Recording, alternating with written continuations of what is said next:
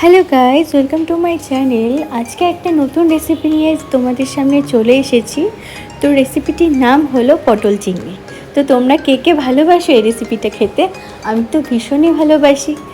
আজকে আমি কি করে রান্নাটা করি তোমাদেরকে চলো দেখাই।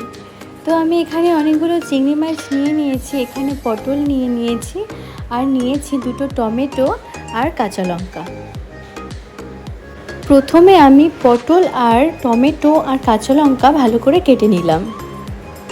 তো আমি একটু ছোট ছোট করে কেটেছি, তোমরা চাইলে একটু বড় সাইজ করেও কাটতে পারো। এবারে সবজিগুলোকে আমি ভালো করে জল দিয়ে ধুয়ে নেব, আর চিংড়ি মাছগুলো ভালো করে কেটে পরিষ্কার করে জল দিয়ে ধুয়ে নেব।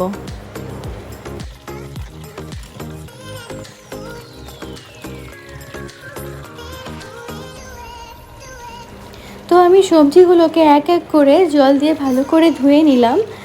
এবারে মাছগুলোকে ভালোভাবে ধুয়ে নেব।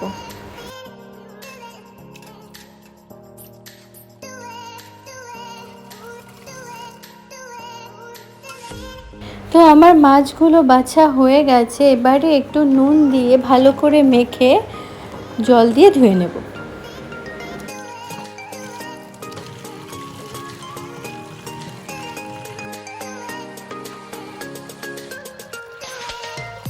তো আমার সবগুলো মাছ খুব ভালোভাবে ধোয়া হয়ে গেছে। এবারে আমি একটু নুন আর একটু হলুদ দিয়ে মেখে নেব।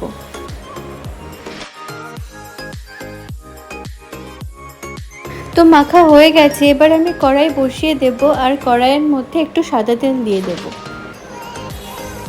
তো তেল গরম হয়ে গেছে, এবারে মেখে রাখা মাছগুলো ভেজে নেব।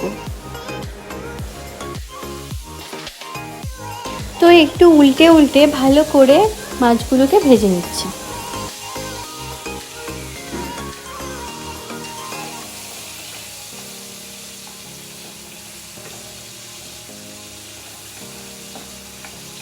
তো মাছগুলো আমার ভাজা হয়ে গেছে। তো এবারে আমি এক এক করে মাছগুলোকে তুলে নেব। মাছ ভাজা তেলের মধ্যে আমি ফোড়নটা দিয়ে দেব। তো আমি এখানে গোটা জিরে আর কালো জিরে দিয়ে দিলাম। এবারে টমেটো আর কাঁচা লঙ্কাগুলো দিয়ে একটু নাড়াচাড়া করে নেব। এবারে কেটে রাখা পটলগুলোকে দিয়ে দেব।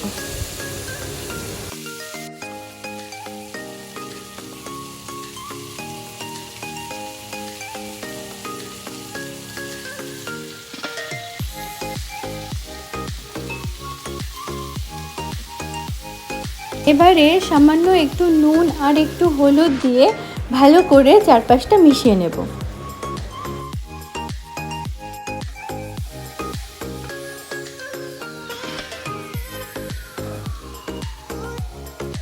তো একটু লো ফ্লেমে রেখে এই পটল, টমেটো, কাঁচা লঙ্কা এগুলো ভালো করে একটু ভেজে নেব।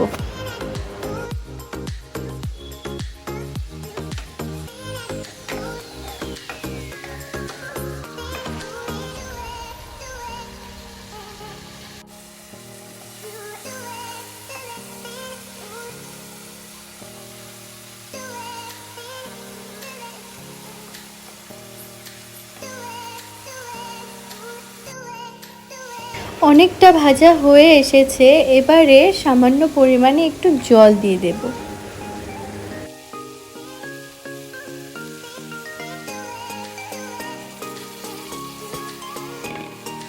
তো আমি অল্প করে এখানে জল ইউজ করলাম, তোমরা চাইলে একটু বেশি জলও ইউজ করতে পারো। যেহেতু আমি পটল চিংড়িটা একটু মাখো মাখো টাইপের করব, তো সেই জন্য আমি সামান্য পরিমাণে একটু জল দিয়ে দিলাম। তো রান্না হতে হতে এই জলটা অনেকটা শুকিয়ে আসবে, তো তোমরা চাইলে আর একটু বেশি জলও অ্যাড করতে পারো। ঝোলটা ফুটে উঠেছে, তো এবারে আমি এক এক করে ভেজে রাখা মাছগুলো দিয়ে দেবো।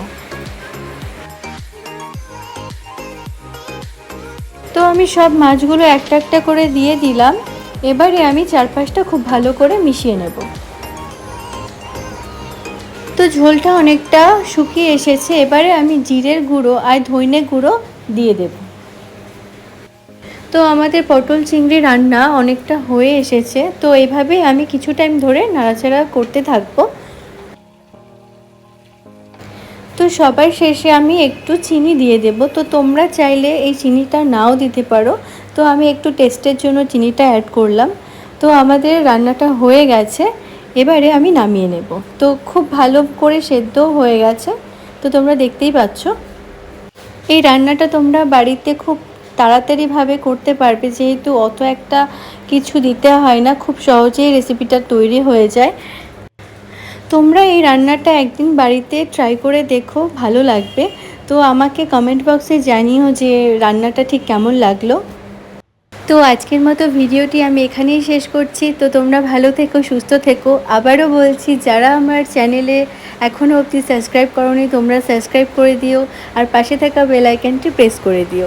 আর যারা আমার ভিডিও দেখো তো তারা ভিডিওটিকে একটা লাইক, কমেন্ট, শেয়ার করে দিও।